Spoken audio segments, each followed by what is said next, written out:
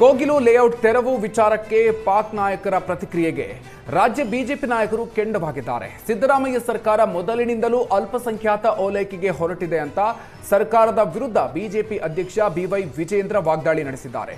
ವಿಧಾನಸೌಧದಲ್ಲಿ ಪಾಕಿಸ್ತಾನ ಜಿಂದಾಬಾದ್ ಎಂದವರ ವಿರುದ್ಧ ಕ್ರಮ ಕೈಗೊಳ್ಳಿಲ್ಲ.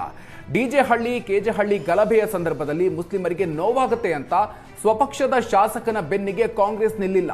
ಗಲಭೆಯ ಸಂದರ್ಭದಲ್ಲಿ ನಡು ನೀರಲ್ಲಿ ಬಿಟ್ಟ ಶಾಸಕ ಅಖಂಡ ಶ್ರೀನಿವಾಸನ್ನ ಪಕ್ಷ ಇದು ಅಂತ ಕಾಂಗ್ರೆಸ್ ವಿರುದ್ಧ ವಾಗ್ದಾಳಿಯನ್ನ ನಡೆಸಿದ್ರು. ವಲಸಿಗರ ಬದಲು ಕನ್ನಡಿಗರಿಗೆ ಮನೆ ಕೊಡಿ ಅಂತ ನಾಳೆಯಿಂದ ಹೋರಾಟವನ್ನ ಮಾಡ್ತೀವಿ.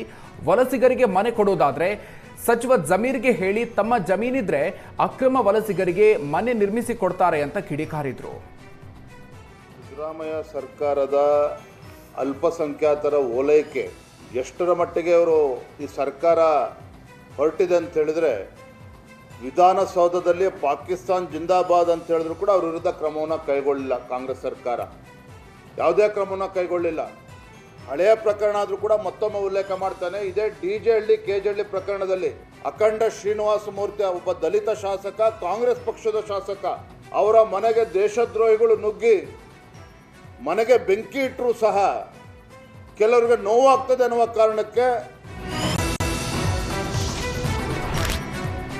ಕೋಗಿಲು ಲೇಔಟ್ ತೆರವು ಪ್ರಕರಣದಲ್ಲಿ ಸರ್ಕಾರ ಓಲೈಕೆ ರಾಜಕೀಯ ನಡೆಸ್ತಾ ಇದೆ ಅಂತ ಮಾಜಿ ಸಚಿವ ಶ್ರೀರಾಮುಲು ವಾಗ್ದಾಳಿ ನಡೆಸಿದ್ದಾರೆ. ಅಲ್ಲಿ ವಾಸವಿದ್ದವರು ಯಾವ ಕಾರಣಕ್ಕೆ ಬಂದಿದ್ರು ಅನ್ನೋ ಬಗ್ಗೆ ಸಮಗ್ರ ತನಿಖೆ ಮಾಡಬೇಕು. ಅಲ್ಲಿದ್ದವರು ಮೂಲ ನಿವಾಸಿಗಳ, ಬಾಂಗ್ಲಾದೇಶದಿಂದ ಬಂದಿದ್ದವರ ಅಂತ ಪರಿಶೀಲನೆ ನಡೆಸಬೇಕು.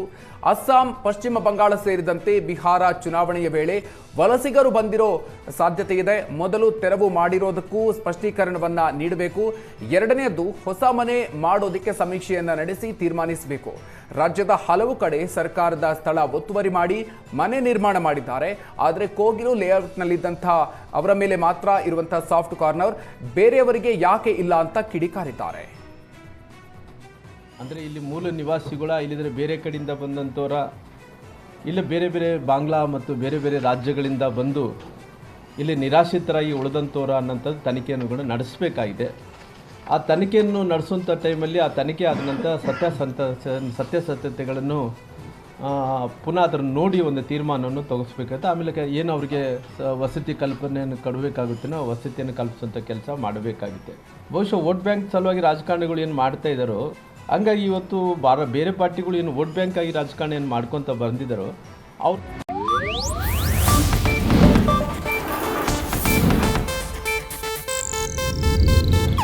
ಇದು ಏಷ್ಯಾನೆಟ್ ನ್ಯೂಸ್ ನೆಟ್ವರ್ಕ್ ಪ್ರಸ್ತುತಿ.